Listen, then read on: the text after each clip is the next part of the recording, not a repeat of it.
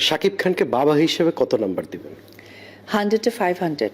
এই কারণে, কারণ এবং সংসার, সন্তান, সন্তান এবং কর্মজায়গা, এটা আসলে ব্যালেন্সিং এমনি হয়ে যায়। আজকের ব্রেকিং নিউজ, লুকিয়ে শাকিব খান একজন একাধারে ঠিক যেমন নায়ক, একদম পারফেক্ট বাবাও। করছি সাকিব আমাকে ডায়মন্ড উপহার দেয়, দেখুন একই বলছে ঢালিউড কুইন অপু বিশ্বাস।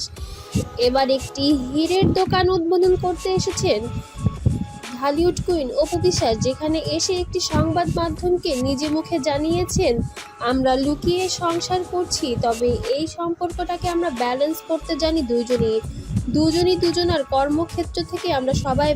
শাকিব খান অপু বিশ্বাসকে নিয়ে এরকম কোনো লগ্নি গল্প বা ডিরেক্টর তৈরি হয় ব্যস্ত, তারপরও সন্তানকে যথাসময়ে আমরা সময় দেওয়ার চেষ্টা করি এবং আমরা দুজন ভাগ করে নিই।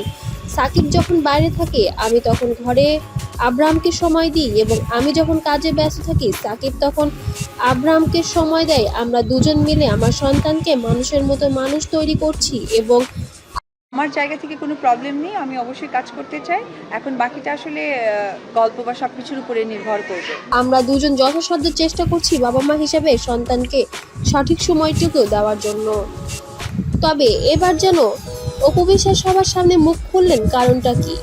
কারণটা হলো 2 দিন আগে বুবলিকে নিয়ে সাকিব খান ডিনার করেছিল এবং লাঞ্চ করেছিল, যেটা ইতিমধ্যে ভাইরাল হয়ে গিয়েছে নেট পাড়ায়, যেটি দেখার কারণে এখন অপু বিশ্বাসও যেন আর চুপ থাকতে রাজি নয়, সবকিছু সবার সামনে উপস্থাপন করেই দিল এবার।